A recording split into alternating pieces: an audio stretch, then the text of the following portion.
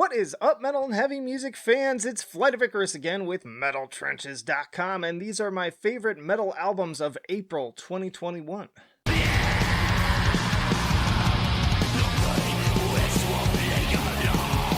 And hey, if you like to be kept up to date with the best and brightest metal bands and albums from the underground and above, then stick with me by hitting that subscribe button down below. Alright, let's kick this thing off with Wode with Burn in Many Mirrors via 20-buck spin. This is an English black and death metal band formed in the 2000s. Just 6 tracks fusing black metal, death metal, and some classic 80s sounding inspirations as well. Just the perfect fusion of bouncy, old-school death metal chord progressions with blackened tremolos. Tons of atmosphere all over this thing. The reverb on the death growls, along with the overall production, also gives the whole thing a very classic-sounding vibe. It's also a very dynamic album, lots of ups and downs, lots of different textures and flavors going on. Also, Serpent's Coil has a, painkiller-worthy drum solo to kick things off.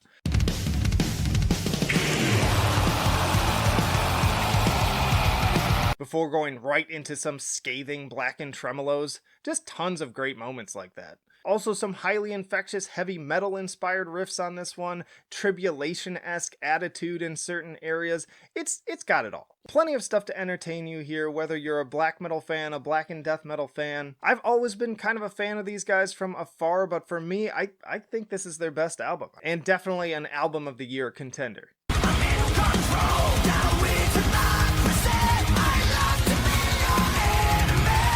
Alright, then we have ARION with Vultures Die Alone via AFM Records. This is a Finnish melodic metal band, with this being their 3rd full-length outing. I had a great time with this album. It is just super fun. Unlike the last album where it's dark and decrepit and engaging in a different kind of way, this is just a balls to the wall, throw your horns in the air kind of album. Just riffs for days. I would describe it as Dragon Force joined with the Finnish signature of other bands like Encephirum, Mors Principium Est, and definitely Children of Bodom. So unsurprisingly, endless hooks, shrieking solos, and an ever-infectious through line of fun-loving synth on this one too.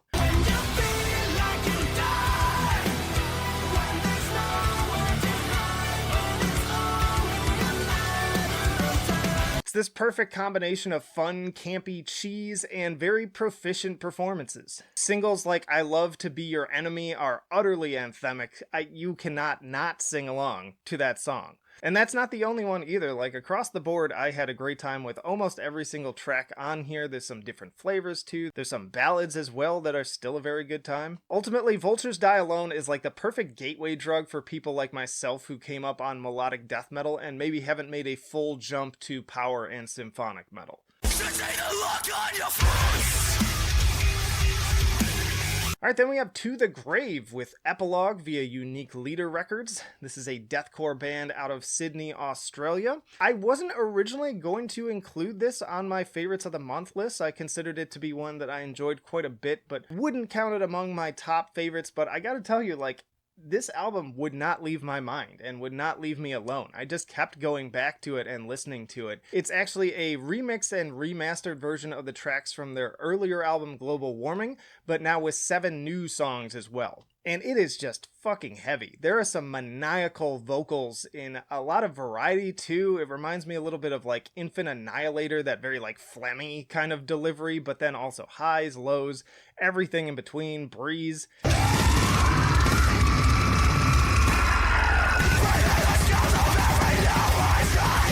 And just in the right dosage, too. Also has kind of a Shadow of Intent, blackened vibe on some of the songs, too. Great atmosphere, and then mixing in some very, mathy guitars in certain places, too, which is where they really caught me for sure, because as some of you know, I'm a big mathcore fan. It can be a little generic in certain places, but again, for the most part, there are some really strong tracks on here, and they're doing a much better job of balancing that kind of heavy chug with a lot of more interesting areas. One track in particular has this weird sound in the background that just really sort of fucks with your head, and it sticks with you for sure. But personal favorites on here: Wastage, Ecocide, Hellhole, Terrorist Threat, and especially Wreck. If there is one track I recommend that you check out from them if you are new to the band, check out Wreck. There's also a My Chemical Romance cover for the song Ghost of You, of all things, and it actually strangely works. So yeah, if you like deathcore, you're definitely going to want to listen to the Grave.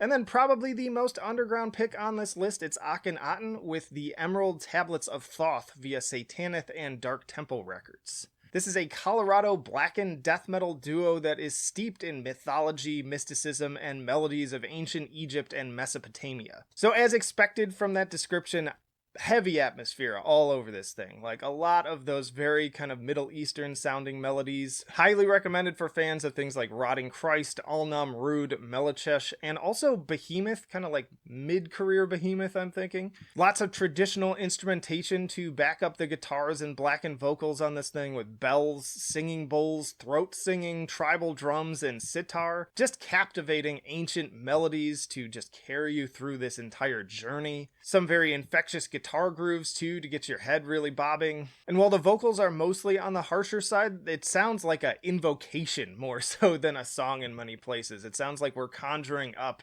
these ancient Egyptian gods. There are also quite a few instrumentals on this thing, which normally would probably irk me a little bit, but they're not throwaway interludes either. Like, the level of composition on these is in no way lesser than the areas where there's vocals. These are fully formed songs.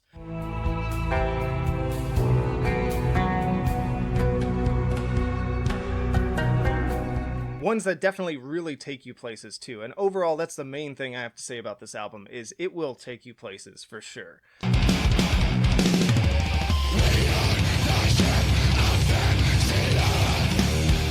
Then we have Zao and the Crimson Corridor. This is, of course, an American metalcore band founded way back in 1993. One of the lesser respected bands from the genre from the Forerunner days, too. Like, when I think back, you know, you see a lot of respect for things like Converge, Norma Jean, the Dillinger Escape Plan. But when I think of bands that are so influential but just don't get the credit, at the top of that list are always Botch and Zao.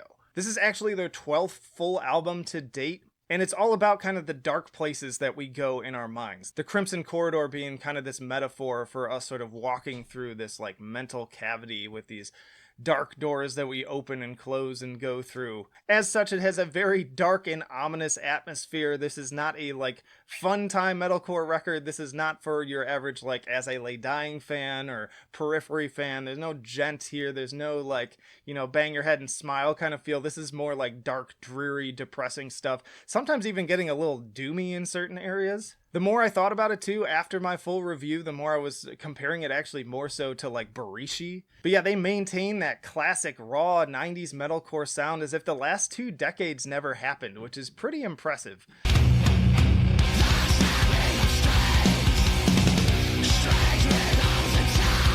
And on that note too, I'd say that don't turn your nose up if you're not really a metalcore fan, so to speak, because I think that this album is heavy enough for the black and death metal fans out there as well. So definitely worth giving it a shot. It's a very dynamic record. Like I said, there's some slower doomy portions, then there are just like rager moments that are almost black metal. It's pretty technical too. There's some mathy areas. They do like to play with time signatures. Some of the riffs actually reminded me a lot of like Gojira in certain places. So yeah, Zao, you gotta check them out if you're new to the band, or if you're a longtime fan, then you're definitely going to enjoy this.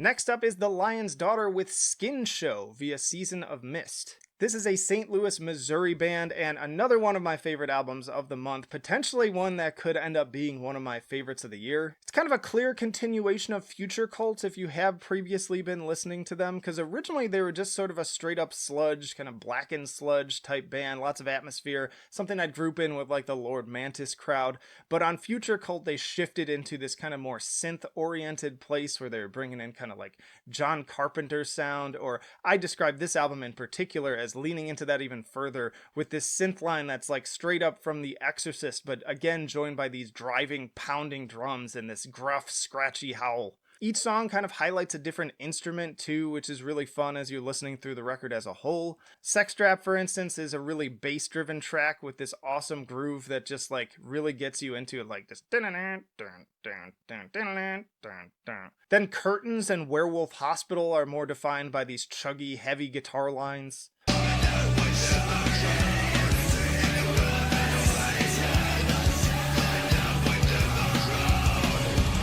All Hell Is Mine is more of like an industrial style track. And the whole album is just soaked in this kind of kinky sexual atmosphere. It's very like gross and decrepit, but also like intriguing. Overall, I'd say that they took all the elements that they tried out on the previous album and just stepped it all up here.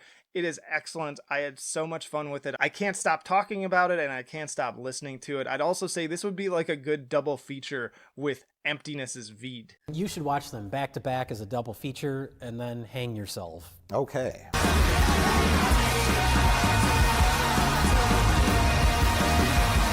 Alright, another weird out there pick here with The Armed and ULTRAPOP. The Armed was kind of like a hardcore group formed in Detroit, Michigan in 2009, but since then they have moved further and further into a more experimental angle, ultimately leading to this album, which is not really a metal or hardcore album. It's more of what I described as like an art house amplified version of pop music with harsh elements attached to it. It's Pomo. Postmodern. Yeah, all right. Weird for the sake of weird. Oh. I'd say it's more of like an indie noise rock album more than anything else. One that I think I can most succinctly describe as like MGMT and the Animal Collective fed through a meat grinder. Every track has something a little bit different going on. All Futures was the big single, which feels kind of like a cross between Death from Above 1979 and some like Yoko Ono screams and all sorts of weird elements on this one.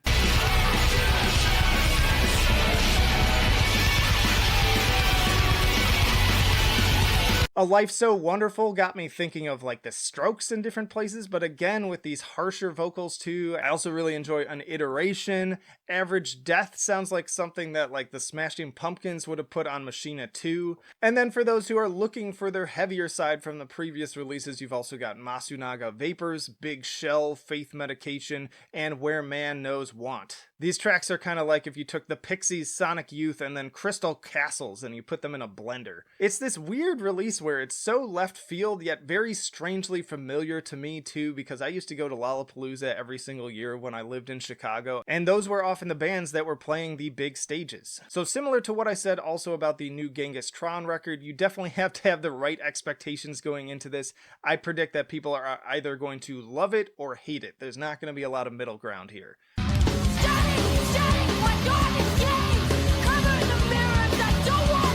Then there's Capra with their debut album In Transmission via Metal Blade and Blacklight Media. Capra is a metalcore and hardcore band based out of Louisiana that originally formed in 2015, so pretty new, pretty young band overall. Very much recommended for fans of Every Time I Die. The riffing style from Tyler in particular has a lot of that just southern fried guitar hook quality, but then also Crow's vocal delivery has some Keith Buckley vibes to it in the lyrics and just also how it comes across. And speaking of which, I am just captivated by Crow's passionate vocals. I think that's the thing that sold me about this band when I heard the very first single. It all makes so much sense now. How could I have been so wrong? There's a certain vulnerability to it that is just so personal and magnetic, and the lyrics are definitely that as well. And then combine that with Tyler's very Jordan Buckley tremolo lines, and then the drums are great, the bass is great, like everything about this is just so energetic, and this weird counterbalance of like dark topics with just banger hooks. And speaking of those dark topics, it doesn't come across as preachy or soapboxy either. It's just very honest, again, very personal. It just feels like a reflection and like a story as opposed to any kind of finger wagging, if that turns you off. So yeah, just a fabulous, fun record with a really intense message. Definitely listen to my interview as well, because I sat down with Crow and Tyler and talked through this thing, and that was great as always.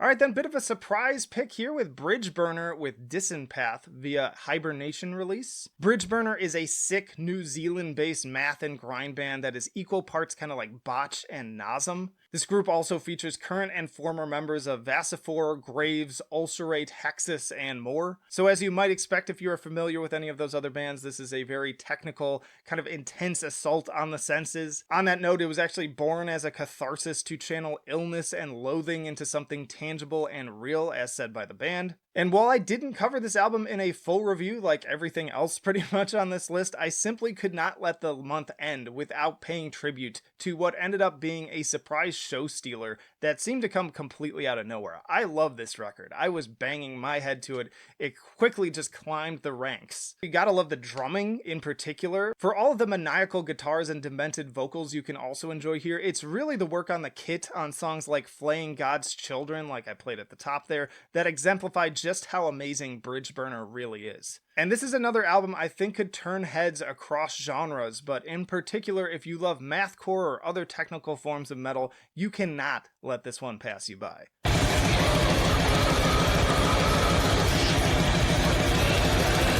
And that is also probably going to be the case on these next two picks as well. We've got Altarage with Succumb via Season of Mist. Altarage is a blackened technical death metal band based out of Spain. Highly recommended for fans of Portal, Abyssal, and Malthusian. Also with maybe a little Deathspell Omega in the mix there with the riffs as well. These guys have a flawless discography. Like, I have been with them from the very beginning with Nihil, and all of them have just been increasingly impressive. Just chaotic, contorted guitars and drums. Lots of jarring transitions too. Like, there are moments on this album, I said in my full review, where it feels like it's an editing mistake. Like, it so abruptly just stops or starts. Oftentimes it sounds like some struggling machinery that's like rusted over and having trouble getting the gears going again.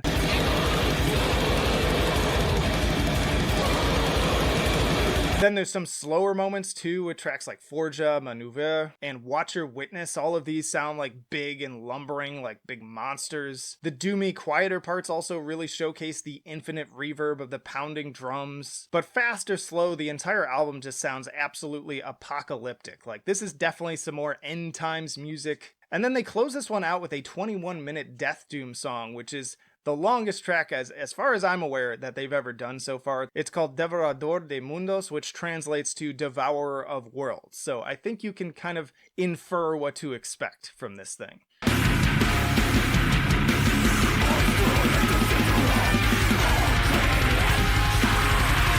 And then there's Blindfolded and Led to the Woods with Nightmare Withdrawals. I'm kind of cheating with this one, but it came out right at the end of March, and I just could not pass up on the opportunity to share it. I covered it on an episode of the Best of Bandcamp, kind of going into it without having listened to a lot of the album, and man, was I just fucking blown away. This is a New Zealand-based band. It's kind of like the perfect midpoint between if, like, this is technical death metal and this is math grind and mathcore. You find them right in the middle on that spectrum. If y'all caught my review and coverage and interview with Torrential Downpour, there are kind of similar vibes on here, similar sense of sort of progression and contrast, some like even sort of like quieter post-metal-y moments, but then going straight into these just grinding vicious riffs, and the vocals can get pretty demented as well. Also worth making some comparisons to everything from Ulcerate to Cult Leader. Yeah, this is another one too where, like, the more I listened to it, it just got better and better, and I was like, fuck man, I need to showcase this album because it would be so easy to slip under people's radars, and that would just be a crime. Also, Carl Sanders of Nile does vocals on Atop the Wings of a Magpie, so do with that what you will.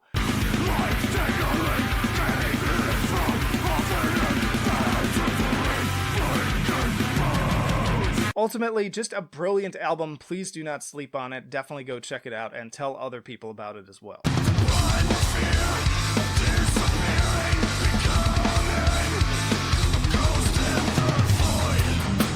Alright, and then this is a last minute edition. You can see I even changed my clothes. I wasn't really sure how things were going to pan out with the latest Gojira record. It was down to the wire, and it needs to be on this list, but I'm not going to talk about it here. So if you want to hear my thoughts on the latest Gojira album, you're going to have to click that link. And y'all, that's it. Those are my favorite albums from the month of April. Let me know what your favorites are down in the comments. Which of these albums had you not heard of before too that you really enjoy? That's probably my favorite comment of like, dude, that album's so sick and I never heard of it. Big thumbs up for me too. Like, that's what this channel ultimately is all about, is I want to expose you to things that are maybe a little outside of your comfort zone that you've never heard of before, as opposed to just hearing these same 5 bands over and over again. And speaking of which, stick around, I got plenty more videos coming right after this one. More album reviews, interviews, tier lists, you name it, we've got it. So plenty of reasons to subscribe if you've not already. You can also chat with us on Discord and support on Patreon. But that'll do it for now.